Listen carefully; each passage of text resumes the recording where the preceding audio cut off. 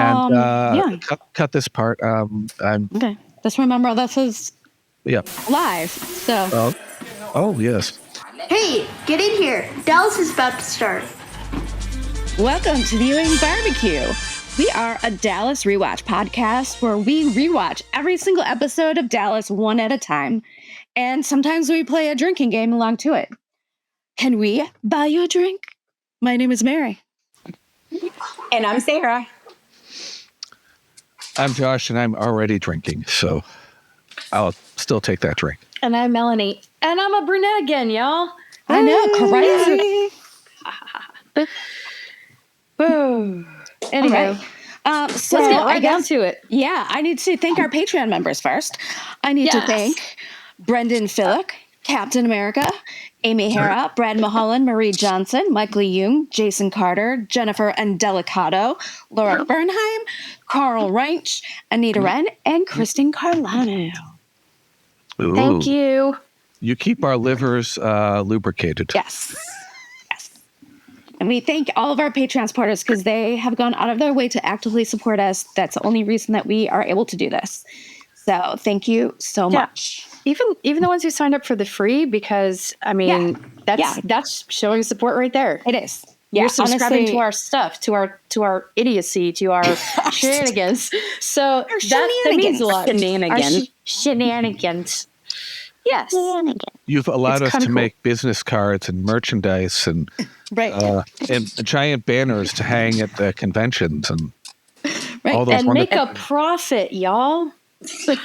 And I'm sorry, I don't think we've made a profit yet, but we at least are not paying out of pocket anymore. Oh, I mean, we're breaking even. That's the word I was looking for. We're about breaking even, so that's still Melanie, good. You do And this also, for a like, living. Shame on you. We literally get to just talk about Dallas and people listen to us. Like what? That's my childhood dream. But we're not Breaking Bad. We are not Breaking Bad. No, not yet. No. Seriously, I seriously hope nobody I work with listens to this. They probably don't, but I mean, I just mixed up profit with breaking even. That's terrible. And it's significant. And also, you're off the clock and you're drinking. So fuck it. True. I'm a little high. Right. There you go. Well. Edibles. Sorry. Okay. So speaking of edibles, this coming weekend, Armory Cats will be at New Jersey HorrorCon, and that is taking place on April 20th, which in the marijuana world is, I never figured out what the 420 means. I think it's also 420. I believe it's the police code for drugs. I think. I know Larry Hagman died at 4:20 in the afternoon. I know 187 is homicide. But Omri did say we'll have a smoke sesh after the convention on April 20th. So if you're down in New Jersey, go join them. Jersey's got dispensaries. The following weekend, Jenna Lee Harrison and Deb Trinelli are at Chiller, and there is a Dallas duo photo op with the two of them. And they were also on Three's Company, so it's also a Three's Company photo op as well. Mother's Day brunch, May 12th, South Fork Ranch, 11:30 a.m. to 1 p.m. Adults $60, children are $25. Birthdays. Let's see. Birthday. What is today? Today is the 17th. Okay. Tyler Banks will be 45 on the 19th. The 21st is the 5th anniversary of Ken Kercheval's passing. And on the 22nd is the 25th anniversary of Burt Remsen's passing, who played Dandy Dandridge. Dandy. And Jordana Brewster celebrates her birthday on the 26th, which is the anniversary of Jim Davis's death. Jim Davis will have been gone for 43 years. Wow. And we got to meet his granddaughter niece. His niece at the Hollywood show. And that was really cool. Yes. She was really nice. He seemed real like Oh, loud shit. and eccentric. I believe that's how I'm Yeah. going to be when I get older, kind of like that lady. She was like, Hey, yeah. oh, that was her? Yeah. Oh my God. real I didn't over even the top. realize it. You know, Yeah. she's like, I know exactly who you're talking about, but I didn't realize that was her. And they Wow. introduced, bossing her introduced husband her at around the the whole panel. time. They introduced her at the panel as Hi there, well. Larry, or whatever his name Well, was. I Real wasn't in here. on the panel. I sat in the hallway, remember? Whoa. Yeah. Well, you can I watch had the cramps. panel on our YouTube channel if you happen to. That's true. And over 13,000 people have already watched it. Yeah. So yeah, if you're listening to this and you haven't watched the panel, it's so good. It is on our YouTube, which is in our show notes, but it's also YouTube/Ewing BBQ. So tonight we are talking about season 6, episode 25, episode 128 of the series, Tangled Web. That's where we're going anyhow. Hang on! There's an enormous attraction between you and me. Mark, you know I'm married. If you really were, you'd be with Bobby. You remember I told you Mark Graison made one of his jets available to her? Well, what I didn't tell you was he was on it.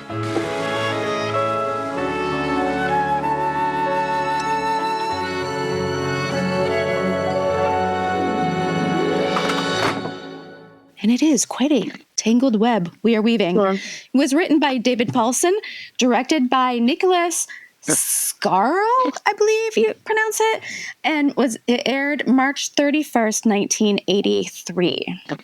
I have Also- April Fool's Day down in the book. Oh, is it? 4183 in this Barbara Curran book, but Okay. Where did I get that? I think that was well, one or the other. Whatever was Friday. So, the 31st or the 1st. It's pretty. What Huh? year was it? 1983. We could Google. Because I did note in my little notes there that a lot of people were made fools of in this episode on April Fool's Day. That is pretty true, also.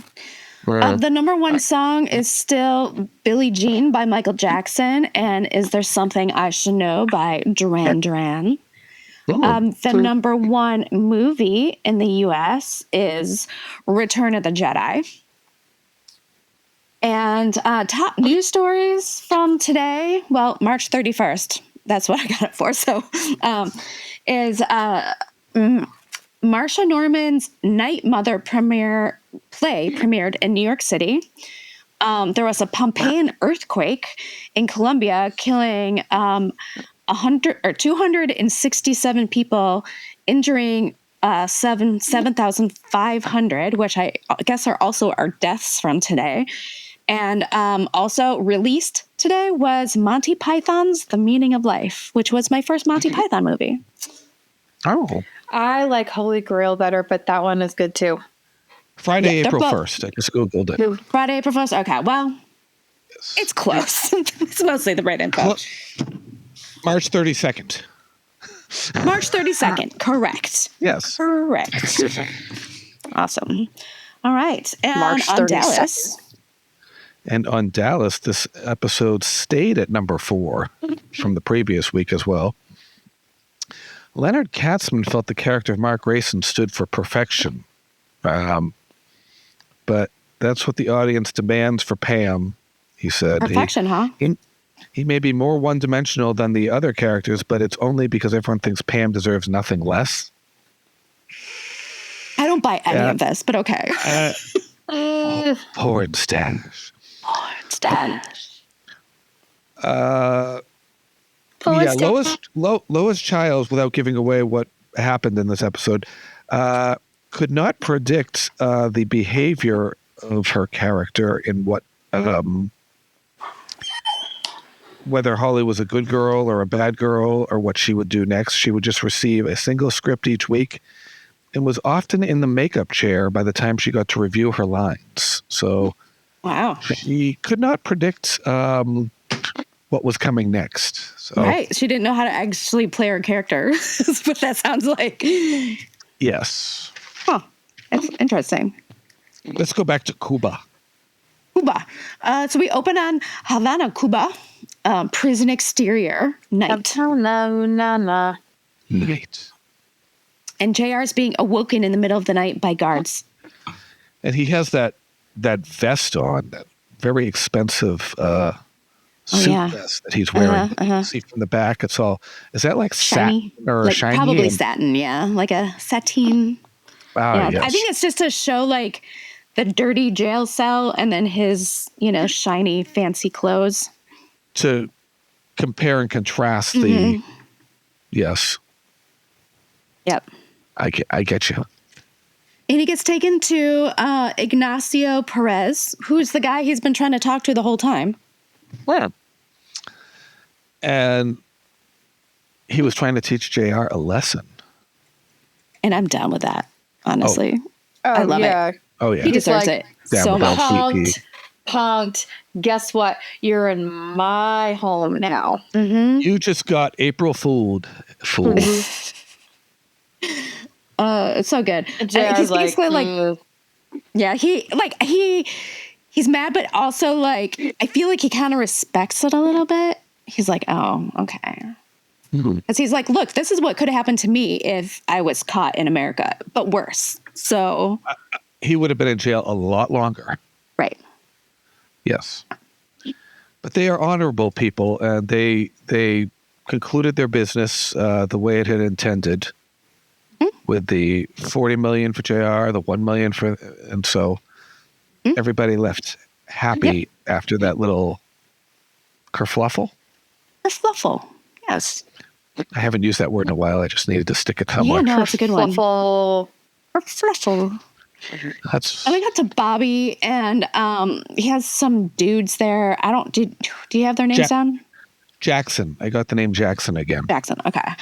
And they're so like happy he found the drill bit, and they're like, yeah, this is gonna make all the difference.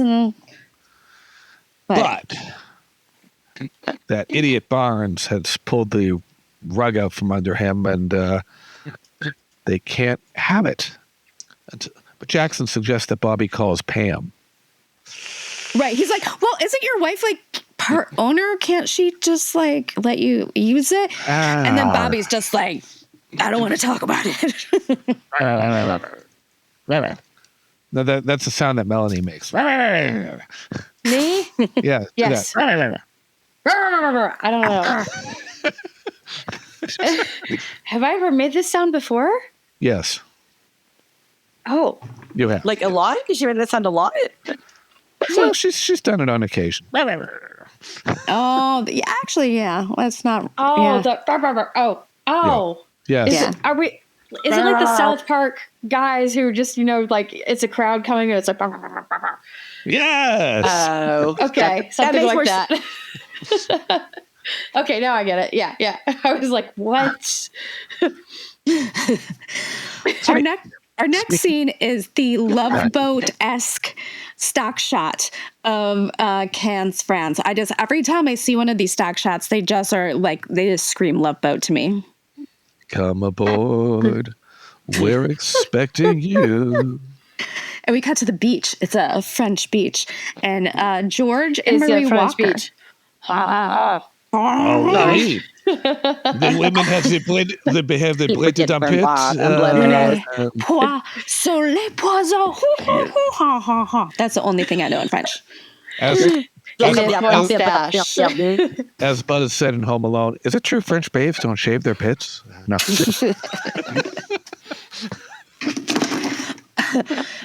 So they're walking on the beach, and then they run into their friend Pam Ewing. Oh, hey Pam! It's so crazy to see you here. Is Bobby with you? Oh my God! How are you? No, he's at home. And then here comes Pornstache.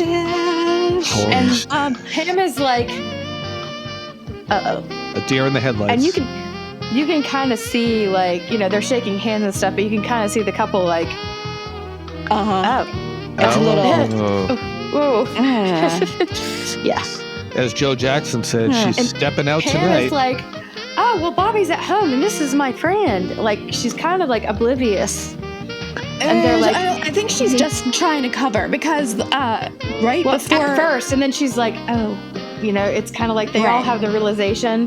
Because he had just George guy had just made a joke about like, oh, Bobby lets you come here by yourself, and then oh, yes. Stepping out so tonight. awkward. It's so awkward.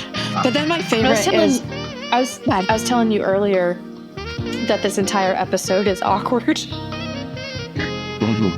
There's so many cringe moments. Yes. But yeah, I'm sorry. Go ahead. Did you have to wash after watching this episode? Because it was no. I had to take an edible. Oh. I was like, oh, get that out of my mind. Oh, okay. My favorite though is The when one we quit they sniffing glue. shake hands. George and Pornstache shake hands, and George looks Pornstache directly in the face and just says, "Have a good time." Have a I was like,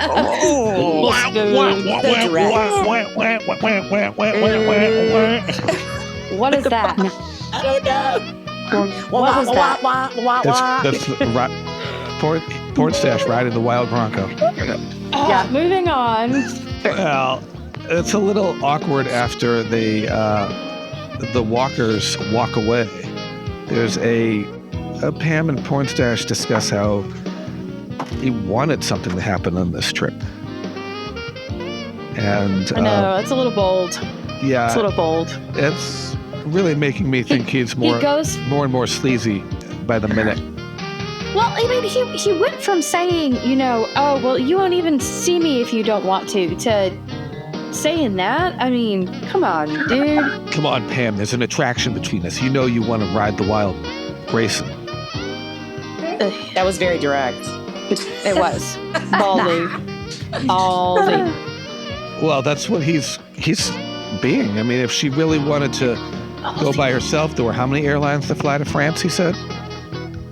But she chose to be on his plane with him. Yeah.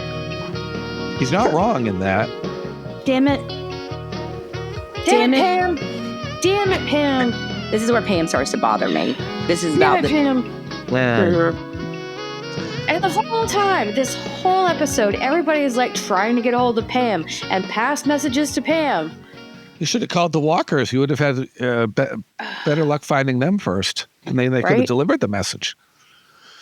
Then we go to South Fork Kitchen, and Clayton and Ellie are looking over reading material on different houses. And Lucy walks in, says she wants to buy a condo as an investment. And Ellie goes, oh, no. You should talk to Harv Smithfield. Maybe he's had dealings in investment law and stuff like that. So, I mean, that's not a terrible idea. No. If Lucy wants to get involved in investments and stuff, that's very noble of her to want to move into the business world that way. But Clayton says, maybe a condo is not a bad idea. And Ellie goes, oh, no. After all the time we spent looking for houses, you're not getting a condo. You're going after a house. So obviously that's a more... She did not seem too bothered at the time, left over from when she overheard Clayton and Sue Ellen talking the night before in the living room. Okay. And this is like major wife energy coming through right now. Oh, it is. Absolutely. She's grilling him. Oh, she grills him later in the episode, too. Oh, yeah. I mean, this is like a subtle girl that starts out, and then she grills him later, and it's... Miss Ellie is like, look... She's basically like, look, what are your intentions? Like, I know you were... Basically, I know you were in love with my daughter-in-law, so, like... Oh, that happens when they're out at dinner. Oh, shit. When he's at dinner. Back up. Yeah. Oh, gotcha. Got the scene mixed up. Oopsies. Anyway, no, she's grilling him about the... Condos and... Why were you so quick to leave the ranch?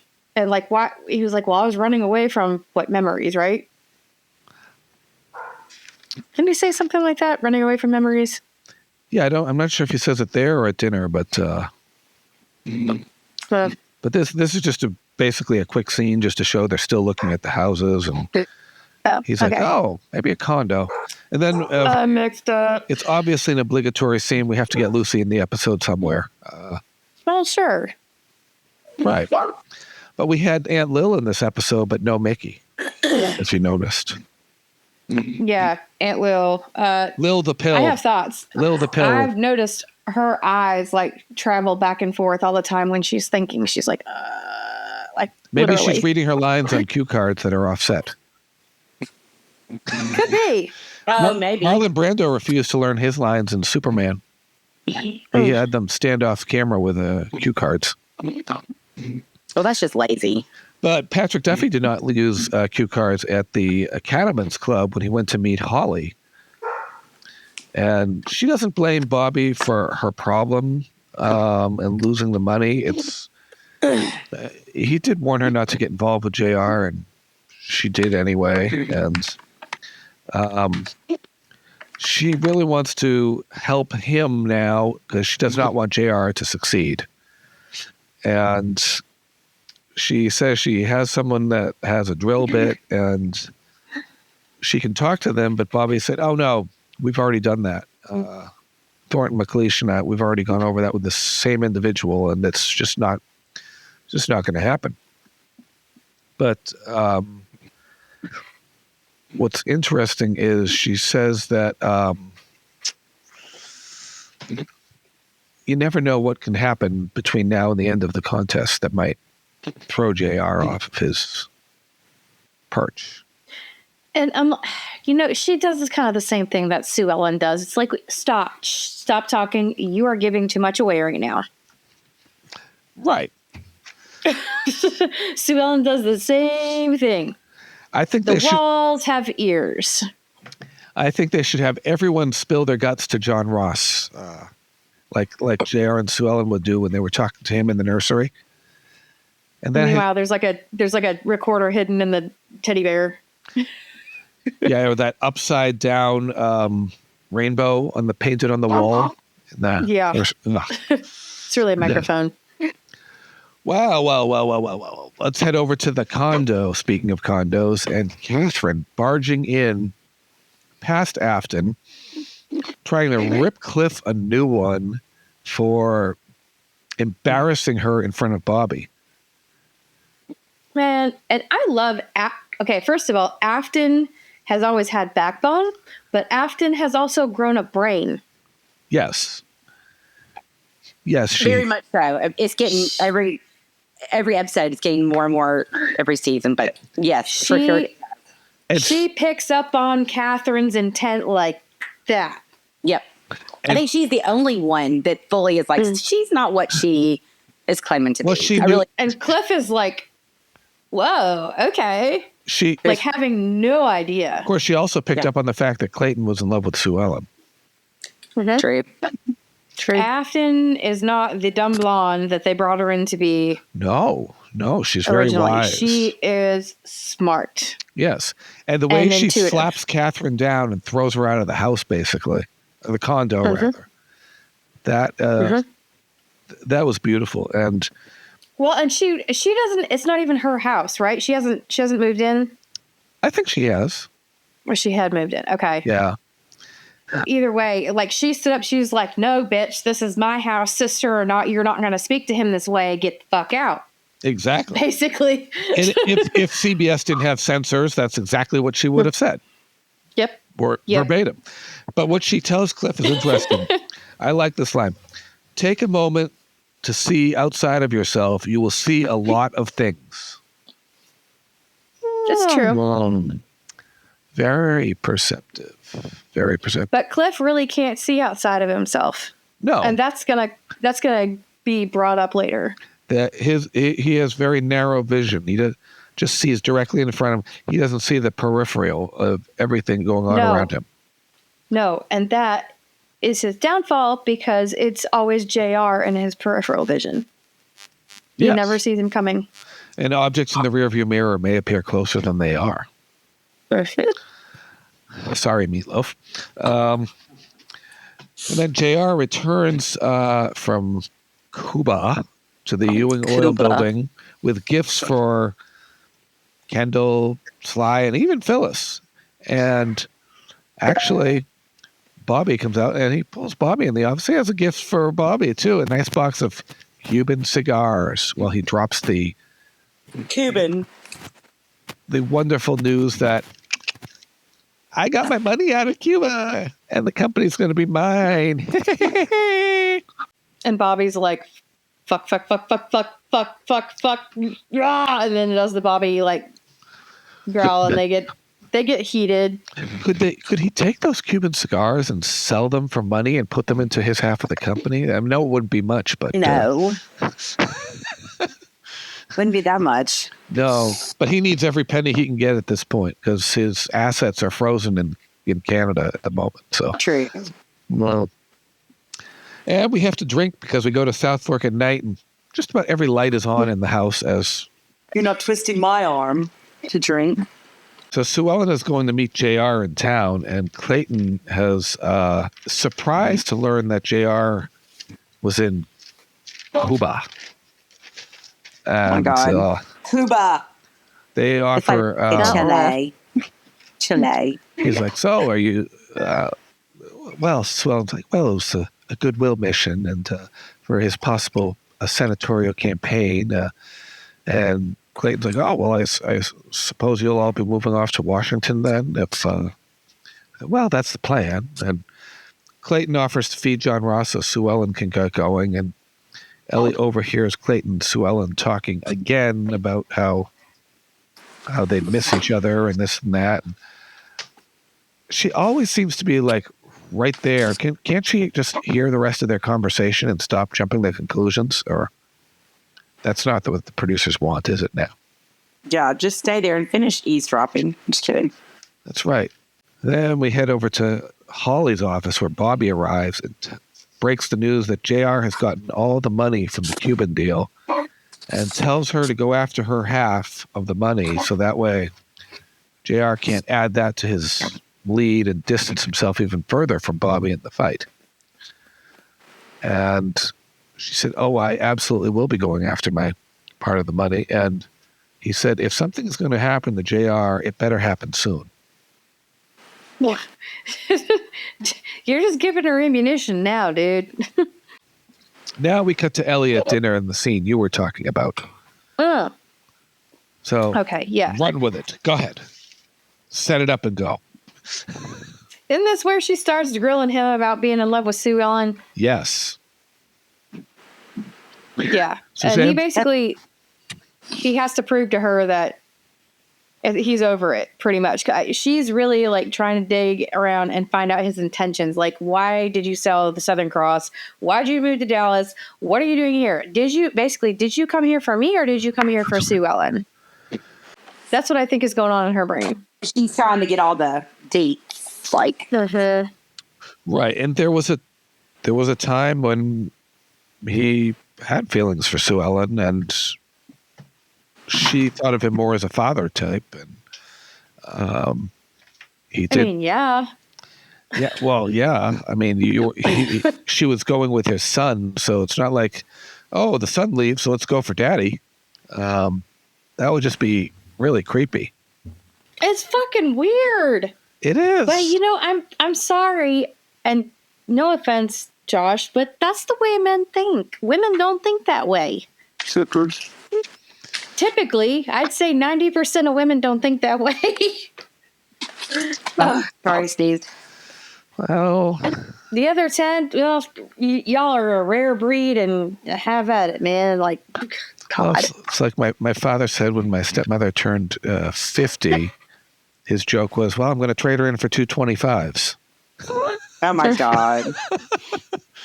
Sometimes there's a man. Sometimes his humor was not appropriate. He went down to the Super Bowl with my stepmother in 1986, and they went with David Kelly, who's married to Michelle Pfeiffer, and his brother Mark. And my father ends up on the radio with the local sports disc jockey from Boston, and he said, well, I'm down here with my wife, which is like taking a sandwich to a banquet.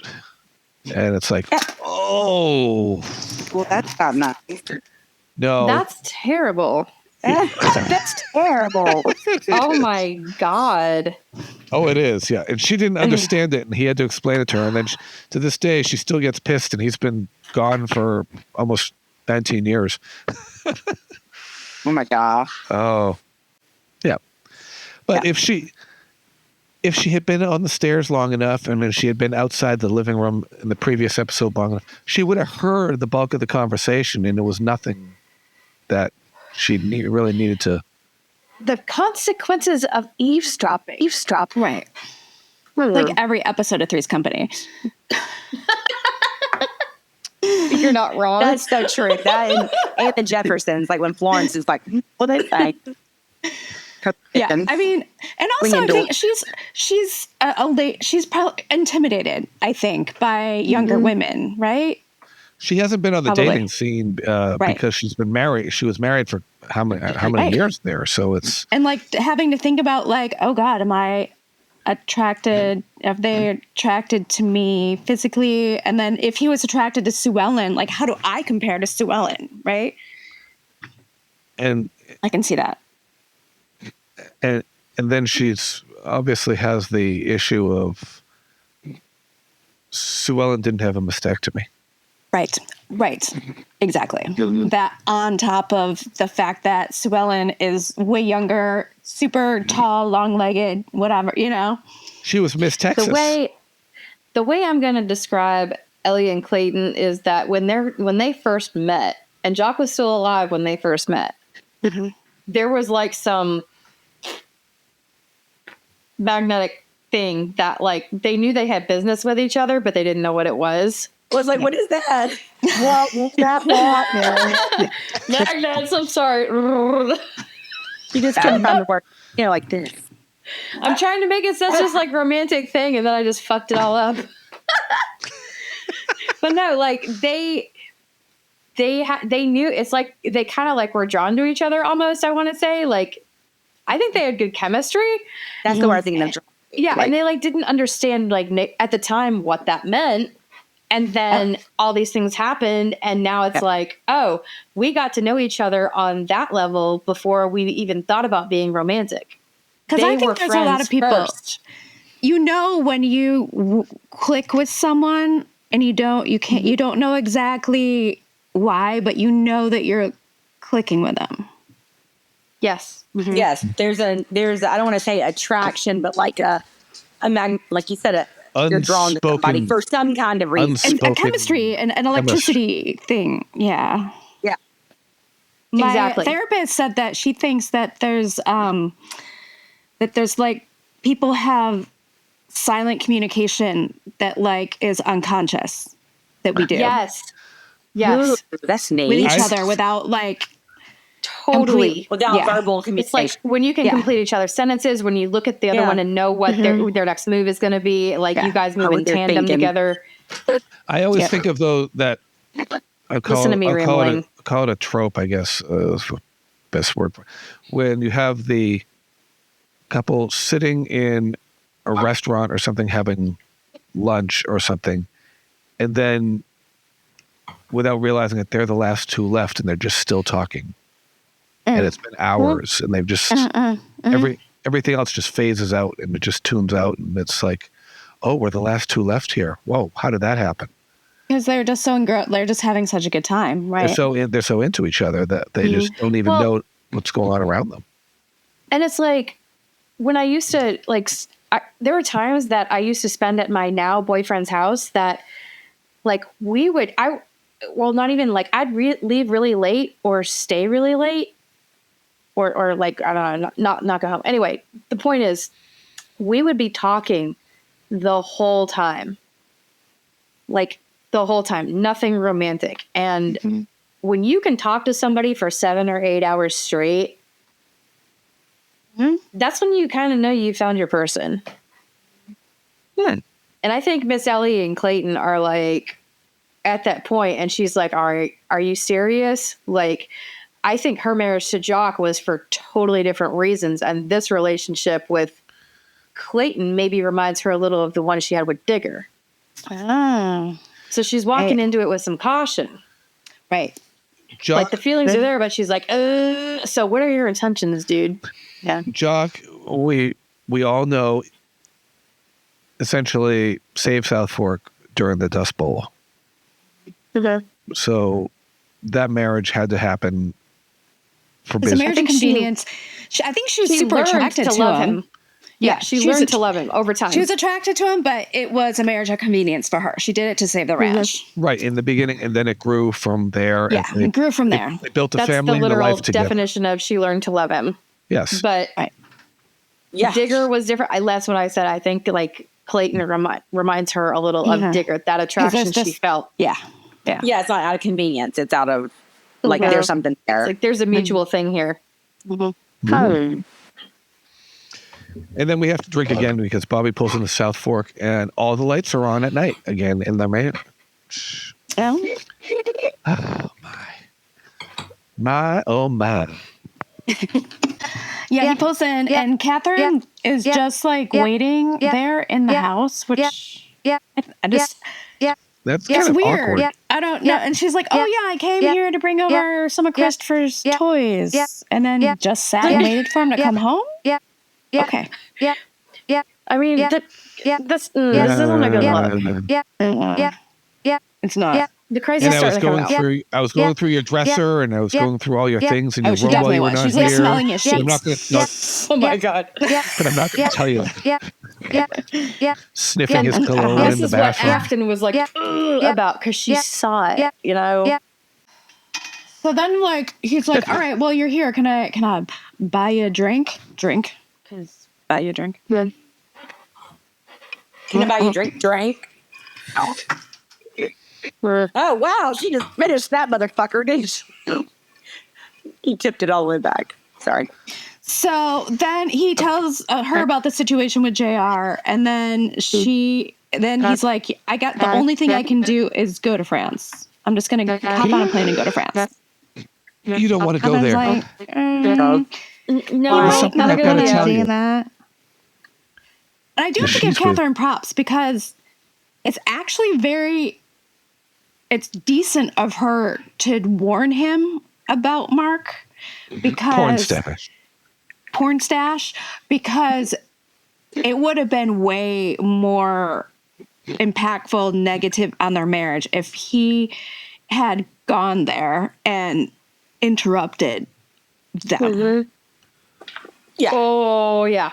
That would have been so it's actually pretty decent of Katherine to be like, you might not want to go. There could have been an international incident. International incident. Yeah. I like that. Right. International incident. So then Bobby's just like, wait, Pornstache went to France with her? It's like, yeah. Well, he's just Johnny on the spot, isn't he?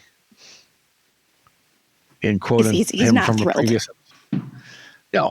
No, he's not having it. More April Fools. Ewing Oil Offices Night. JR is playing on his Tapping away. computer. Is that like a Commodore computer? Or It looks like it's probably not a Commodore 64, Leading but Edge or something. With a whopping 100 megabytes of space. Ooh, that would have been super fancy. Well, they did say Deborah Chinelli and Deborah Bernard said that they actually had like really fancy advanced computers there on set. Oh, that's right. Yes. And that they were this was like super techy at the time. And I look forward to delving more into the behind the scenes stuff when we talk to potentially Sue Cabral and Carrie. True. I actually, if there is like, we have to have computer nerd people who listen to this podcast. Can someone tell us what kind of computers they are? Because I'm sure it's like a car, and people who know them would be able to easily tell what kind of computer they are. I'd like to know. What that was in that they used then, or that was in a scene? I didn't hear that. That was in Ewing Oil Offices in 1983. I bet my brother would know. If I get him to watch it. Because it shows, I mean, it shows JR on it for like a hot second. Because like in 83 is when I moved to Birmingham, and our first computer, I was like in kindergarten. It was a Macintosh. It was that one that printer that went. The Commodore 64 came out in 83, I think. So I don't know. It could be, but And they had the big 5-inch floppy disks. the actual floppy disks. Yeah, I mean, this is cool too. And then they were shrunk down to the little diskettes. The hard, And I remember there was a program on mine called McPuke. I don't know if you have ever heard of that one. Where when you hit the button and it ejects from the computer, it makes a vomiting sound. It goes, Yes, but I didn't know that's what that was called. My brother, it's something I remember the third. McPuke. So I'm in the middle of a computer class in high school, and I'm just bored, and the teacher's lecturing, and I just go over and I just click, and it ejects, and the whole class hears. And even the teacher lost it. And everybody just started laughing, and they couldn't keep their composure. That's funny. So who arrives to disrupt his computer time? Miss Holly walks in. Miss Moonraker. Holly Harwood. And he gets super nervous because he's like, so my wife is going to be here any second. So you might want to skedaddle. Right.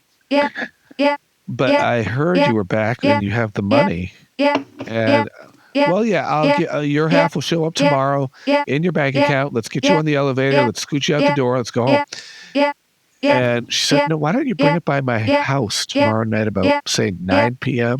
And we could have that little celebration. Celebration. Celebrate good times. Come on. Celebration. Yes. We know what that Celebrate. Celebration. Celebration. Little afternoon delight. Little 9 p.m. delight. You little 9 p.m. delight. A little nightcap called a condom going over your little wiener. Oh my God. Okay, here's a legit thought. Do you think JR wore condoms? No. I don't think he did. I don't think he did.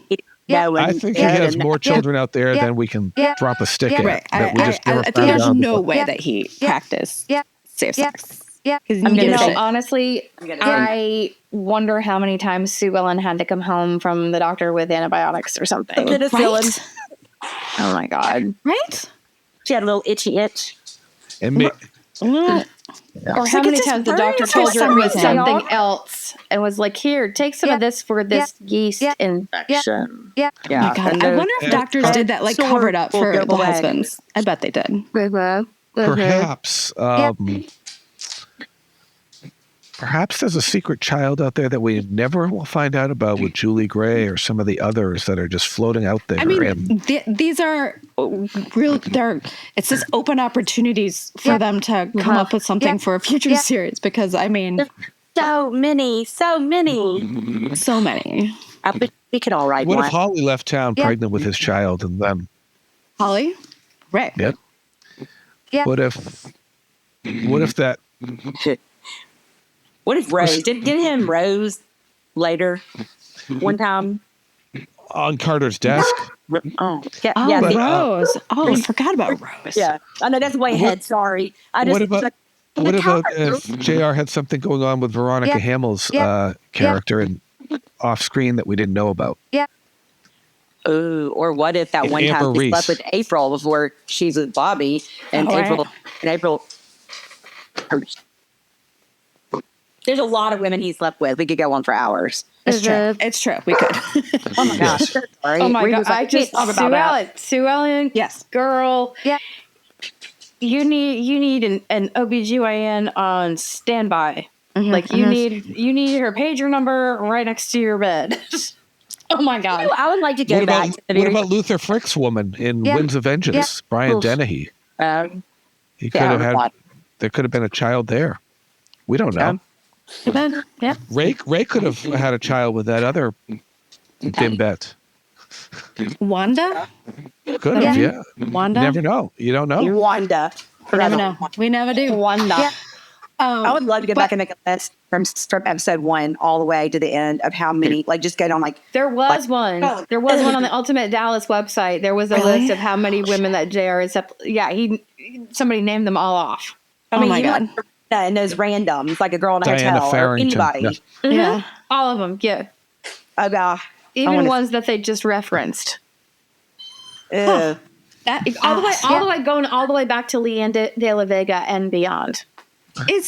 So is that all gone now because the Ultimate Dallas website's not up? Yes, the Ultimate Dallas website is gone. Yes. It's all gone. I remember there was a list. I wonder if it's there was a list of the everybody's machine. Maybe Internet Archive. All the Dallas characters all had a list of their like lovers. Ooh. In consecutive order. Oh wow. Yeah. Oh my God, that would be so neat to look at. Yeah. Well, what if he had a secret child with Abby Cunningham? We should put. That's the sort of thing we should put on ours. We could just. Yeah. I love it. Our website. And he was Start a hot new for Dallas forum. He was hot for Karen. He was hot for Karen Fairgate, but she was not going to have any of it with him. If you guys would help me moderate it, I'd put it on our website. Thankfully, he gets Holly on that elevator because moments later, who comes off the other one? Right. She kisses him, and then 1 second later, the elevator opens and it's Sue Ellen. I'm surprised Sue Ellen doesn't smell woman on him. How does she not? His handkerchief. Like, I had to get rid of something. But Dude. Couldn't she smell woman? Like perfume or something? You know what? I'm sure that just her power of denial by this point. Not only that, but his secretary is just left probably not long ago. So that's true. We'll give him the benefit of the doubt on that one. Let's go have some dinner with Rye and Donna and Aunt Lil. Right. Now, I said earlier this whole episode is awkward. This scene, cringe. It is because it's just. No, Raymond, I can't have any more wine. Oh no! Because I had one sip of it before dinner. Woo! Ooh. And I'm drunk. And Lord knows the secrets from Emporia that are going to come out of my mouth now that I've had one sip of wine. Just and that little drives me insane. Yep. I'm with Mickey and getting the hell out of there. Yes. We love Mickey. We stand Mickey. Yeah. And well, Jesus. Stand? What do you mean stand, Mickey? Stan. We've gone over this so many times. STAN. I don't know what that means. You're a fan of them. You stand up for them. Oh, okay. Communist. Okay. So Ray finally breaks down and confesses to Aunt Lil that Jack was his dad. She doesn't want to hear it at first. Scandalized. She's just scandalized. Her Isn't she kind of like ears. At one point she's like, well, Margaret never said a word. Like she never she never told me. And it's like, well, with that kind of reaction, why would she? Well, plus that's a totally different time. Also, like that's like that would be. I'm going to take out an ad in the Emporia Gazette and say that I had an affair with Jock Shit Ewing. like that. Only maybe one or two people knew the truth of. Right. I was saying, you're not going to go around and be like, guess what? I had sex with Jock and I had a baby with him. You're not going to do that, right? Especially then. No, I'm sure ancestry DNA and the creation of it caused a whole lot of bullshit. I know several people. I do too. No, I have a very good friend, and he has a sister, and I don't think the dad cheated on the mom, but they were together. But he was in the military, so then he was living apart. On a break? Were they on a break? No, they were still together, but not engaged or anything. They were having a long distance. He was in the military, but she never thought he was gonna. He has a sister, and it was like a shock. And the girl would not leave him alone until they messaged her back because she finally sent a certified letter to their office, which their office is him and his brother and his dad's company. So it came to the family office. She tracked them down. They were just going to ignore it and act like it didn't happen. And then she got, a letter written up. And she's You're not going to ignore me. Yeah. I'm not I going to don't be blame her. ignored, Dan. No. Yeah. Anyway. Yeah, it's crazy. Oh, Right. yeah. Hey. So then Aunt Lil's just like, I guess she takes it in. I don't know. She like, ends up okay, dealing Jock with it. Ewing. She ends up dealing with it a lot better than expected. Yes. Yeah. Which is Still awkward.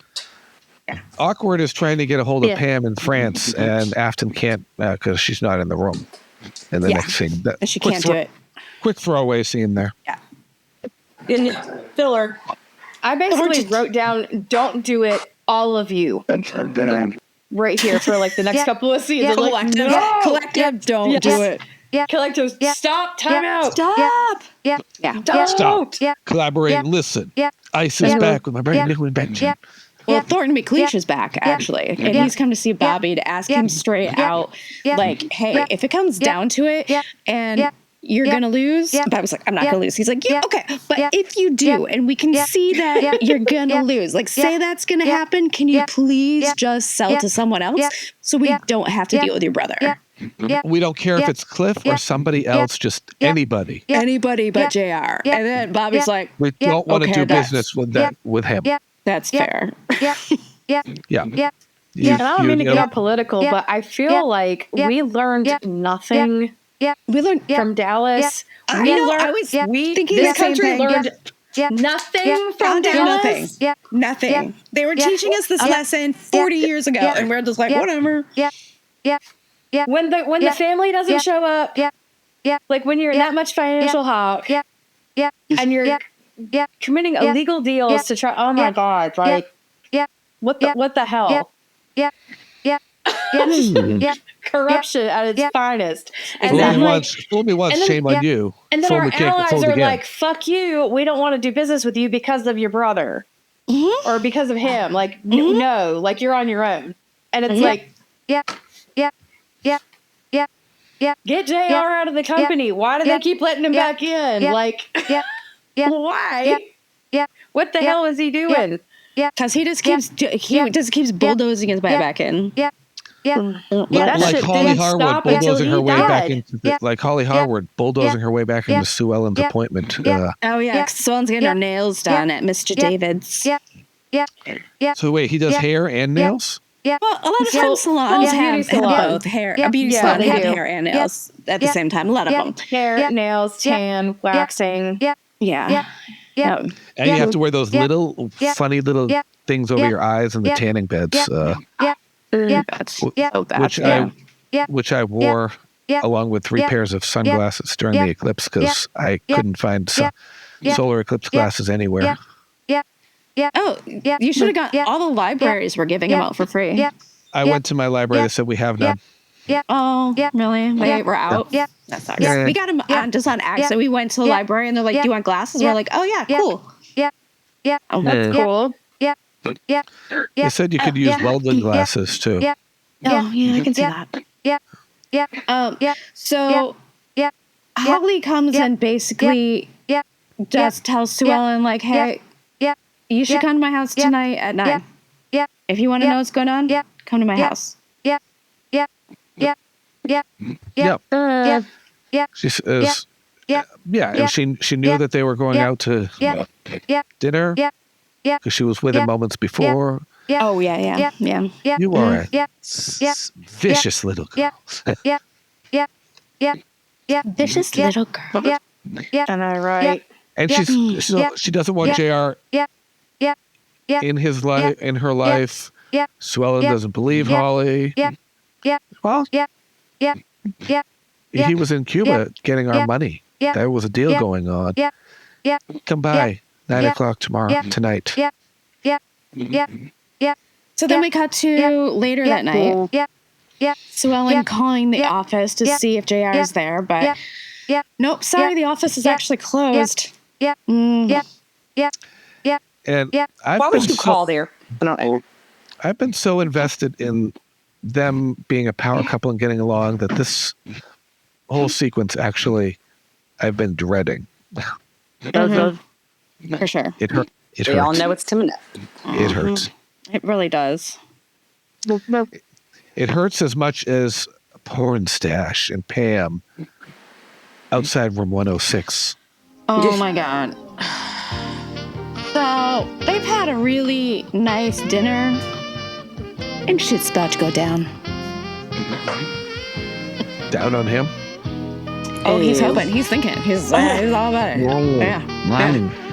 He's like, Because you can tell, because he's like, they say goodnight, and then like stare in each other's eyes for a second, and then she gives him like the like test kiss, and then he's like, yeah, fuck it, and then they go in for the kill. Tongue hockey. His co-pilot is taking over here. Because and then he says, he looks her like straight in the eye and has said, "You want me as much as I want you," and she's like, "Fuck yeah, I do." that's cheesy. So cheesy, Just but wait. He got his in his chair. Yeah. Yeah. Hey, aren't we live on Twitch? I gotta we are provide some live on comedy. Twitch. I gotta provide some comedy here. Yeah. We gotta be more visual here. Yeah. Wow. Oh my God. So speaking of visual, the clothes are about to come off when the phone noodle's rings. about to come out. The rope, no. Danger Danger noodle's poking out at this point. Yeah. He's prairie dogging. Yeah. Yeah. Like on Bridesmaids when she goes, a penis slurp. That's my favorite. Oh, man. It's sad. Prairie dogging. Yeah. Oh man. And it's Afton, poor Afton, and then she can't spit it out. She needs to just be like, Katherine is trying to fuck Bobby, but she can't like get it out. And I'm like, just spit it out, Afton. And then the phone goes dead. Like nervous, or she don't want to hurt anybody's feelings, or she don't want Both. I think she just didn't know how, when she finally gets a hold of her, she just like can't come out and say it. She's trying to be like nice. Yeah. And not hurt Pam's feelings, but I don't know. But So you're on a bad connection. Just spit it out. I am going to say Afton is your limited time. Afton is coitus interruptus. Wait a second. She was saved by the bell there, honestly. It's all right because we're saved by the. It's all right because I'm saved by the bell. But then before she can get out what she's trying to say, they're disconnected. Of course they are. And then it's at that moment that she realizes she really needs to not fuck Pornstache at that moment. He tells her Intervention. and he tells her, "No, stay. We got to see what's going on between us and between my legs." We have there's a situation that we need to take care of between my legs. It just won't go down. If it lasts more than 4 hours, please consult your doctor. Yeah. If I was a guy and my hard on did not go down after like an hour, I would be nervous. Like, they say 3 to 4 hours. Are you wait that long to go get it hammered down? And what are you going to do? 4 hours. 4 hours of going on tour. She says no. She said no. She got to go. Yeah, she One gotta time my go. dog got a boner and it wouldn't go in, and he goes, wee, wee, wee, and he ran around. It was just dry again. Who? My dog. Did you think that's Scott? I didn't hear sounds. I mean, maybe. I'm just kidding. No. Oh my God. Oh God. So then we get Sue Ellen nervously walking out of South Fork with her fur coat on, and you can just like see that she's like, "What am I doing? What am I doing? What am I doing? Yeah. I shouldn't be doing this. What am I doing?" And then a car pulls into the car park. Oh, this whole scene is just painful. I know. Yep. And is it fucking snowing? Jeez. I kept seeing these little flickers like in front of the like coming down. I was like, it's raining or it's snowing, and I noticed the big fur coat, and I was like, is this supposed to be winter? They were on a soundstage at this point, so but they could have made it seem like it was like bad weather. That looks like a location, just the driveway, but whatever. And I don't know. Maybe in Hollywood. I don't know. If it was the driveway, then they would have shown Bobby driving. No, the drive. It's in her place, right? Yeah, we're talking Holly's. about Holly's place. Oh, I'm not over there yet. I'm still back at Bobby talking to Sue Ellen. Oh, for here I put, Bobby, why are you dumb right now? And then I went, okay, wait, that was smart.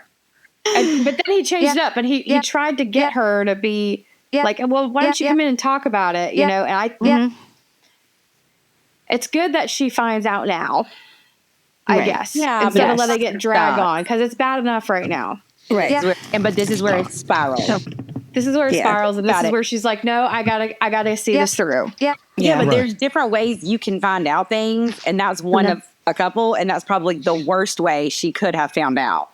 Do you know what I'm talking about? Like with her own eyes. Like if somebody said, let me tell you something, this is gonna be fucking painful, but I'm here, let's talk about it. Don't blare shit yet.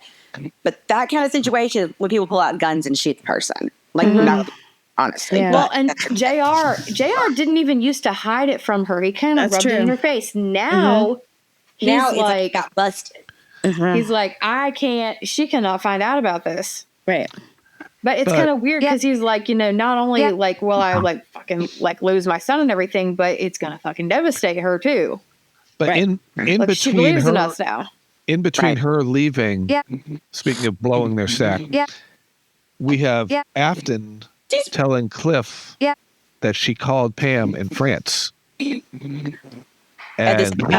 he blows his stack at her, saying she's going to come back and side with Bobby, and he only cares about the business deal because it was, and she's like, that's all you care about is yourself. And he goes, for once, I like to think about myself. And she goes, no, you for always once. think about That's all you think about. Oh my God, Cliff. Cliff, you barnacle. I don't think he knows he does it. He doesn't. He's so in his own shit all the time. Josh and I were talking about that earlier, how like Cliff has Cliff has tunnel vision, and he's blind in his peripherals, and it's always JR coming up on the peripheral side, like where he can't see him. And Afton's like pulling her hair out at this point. Right. And she storms out for I don't know where. But she's just like, she's just fuck off. She needs to not be there. Goodbye. This is you. This is me. Up above. And Sue Ellen does not need to be where she is going to be because this. This is where I meant to ask: is it fucking snowing? Because it looked like it. Might be. So JR and Holly are in bed. Post-quittal. And an aerial shot above of him. Very interesting choice of camera technique. And he's basically like, oh, you know what? You're right. You're really good in bed. And she's like, I told you. Yeah, but I got to be going now. So I got to get home. Yeah. But no. There's some intense music in this scene, too. It's like, really intense. Sue Ellen approaches the door to the house. Which I thought at first until they showed that it was a window on the door. I thought the door was left open at first to the house. Right, yeah. It looked at first like she just left the door open. I was like, that's weird. Because Holly wanted Sue Ellen to be able to come in without JR it was so hearing. deliberate. Yeah, I thought it was cracked or left open or something. Yeah. But it was actually a window on the door because Sue Ellen actually opened the door. So then she had... It's all intentional. It's fucking weird. Yeah. I think it's weird that Sue Ellen just walks in. She's just like... That's another thing. Like, would you just walk into somebody's house? I know. It's weird. Well, Holly was pretty much like, come over. Yeah, that's true. true. But obviously she sent home her... She obviously sent home her male bimbo personal assistant because he wasn't there to answer the door. Well, yeah, that was really late, though. I mean, he works business hours. He's a 9-to-5 guy. 9-to-5. Male Dolly Parton. So JR tries to leave, and Holly is like, "No, you have to stay longer." And she totally wraps her convinced legs around him. Yeah, And he's just like, okay. He's just basically like, I don't understand you at all, but I like this version of you. Let's go. Let's ride. Just as Sue Ellen crosses the threshold and sees it all. Holly Sue Ellen spies with her little eye. Yeah. Holly gives her that look of satisfaction, like I have Like, just screwed I them fucking up. told you. Like, I told you. And Sue Ellen is like lip quivering, devastated, freeze frame. Freeze frame. Yep. Freeze frame Sue Ellen. So drink twice. Scene. And scene. QQ Ben's Yep. Okay. So I'm going to give this a 4.6 bourbons, 4.65, because I really like I like the Pam and Pornstache drama, like hang off a little bit, finally doing something, and I love the Afton being totally right about everything again. And no one listening to her. So I give it 4.65 bourbons and Mark's blue balls. that was so good. Okay. So I'm going to give it a 4.75 just because I know what's coming after, like coming up, like crazy times 10. Okay. Then I was going to say, and a smart Afton, but I also want to say, and Holly hard, giving JR a hardwood. I was trying to make a Josh joke. It's a very Josh joke. Holly hardwood. Okay, let me cross that out. Okay. Okay. Was that your joke? Anyway, No. God. Was that really your joke? I just took your joke. We think alike. Oh my gosh. I'm kidding. No. Yeah. Look at it. It was really yours is about hardwood, weren't you? It's gonna cry. That's kind of cool. Josh is on my way. But Josh, telepathic. I'm telepathic with you right now. Oh, he's about to get drunk. Okay, your turn, Josh. Sorry. Yeah. well, let's go to plan B now. Yeah. Okay. Last 3 episodes of the season before a cliffhanger, you are obviously starting to pull together the storylines and bring them to a head, which is probably what Holly gave JR before. At least, yeah. Yeah, and so that leads me to the 4.8, just to one-up you. And, well, since they work for Bill Clinton, I'm going to give it a box of cigars. Cuban cigar. Cuban cigars. Cuban cigar. There you go. Bye-bye. Yeah. I never had relations with that woman. But I did. I give it a 4.65 because there was a lot of awkward. And a lot of awkward. One set of balls coming from Afton to Cliff because Afton has more than he does. Oh, always. Do your balls swing low? Do they swing to and fro? Do you drag them in a ditch? He's got big balls and she's got big balls. Awesome. Well, next time we're going to be talking about season 6, episode 26, episode 129 of the series. Yeah. Things ain't going too good at South Fork. I've got it on here. Yeah. Things ain't going too well at South Fork. Yeah. Awesome. In the meantime, check out our website and talk to us on our Facebook group or on Instagram. Yeah. And sorry I've been absent for a couple of weeks. A lot of shit's gone down, but I'm back, bitches. She's back. Were you being detained in Cuba? Yeah. Yes. Yeah. Also, we are now every episode when we record, we are recording live on Twitch. Yeah. So if you have any interest in watching the record, which is going to have things that don't end up making it in the final episode, you are welcome to do so. It is twitch.com/EwingBBQ. I'm pretty sure. I'll definitely put it in our show notes. Just if you subscribe to us, you'll even get like a little notification that we're going live. But I'll put the schedule of our recording up as well on there. So come and check us out. That's Twitch. It's X-rated sometimes. That's Twitch, which is what Mark's balls were doing, and Pornstache's balls were doing in his pants. And you'll while see he was me waiting drop to get things Pam in and bed. fumbled. Oh, Wait, what did you say? I'm so sorry. I said about Mark's balls twitching. I don't know. Pornstache was left twitching in his pants because he couldn't get with Pam because she had to go home. Yeah. He had the throat feeling in his stomach, kind of like when you get kicked in the balls. Well, isn't that special? No, okay. Okay. All right. Until then, bye. Bye, y'all. Y'all come back now, you hear? Mr. Blue Balls? Say goodnight, Gracie. Good night, Gracie. Good night, Gracie. Good night, John Boy. Night, John Boy. Good night.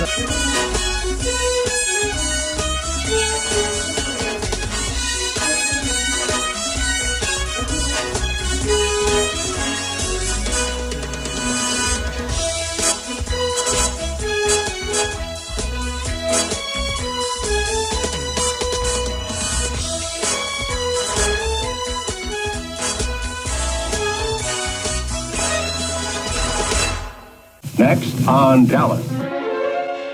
I saw you and Holly. Bed.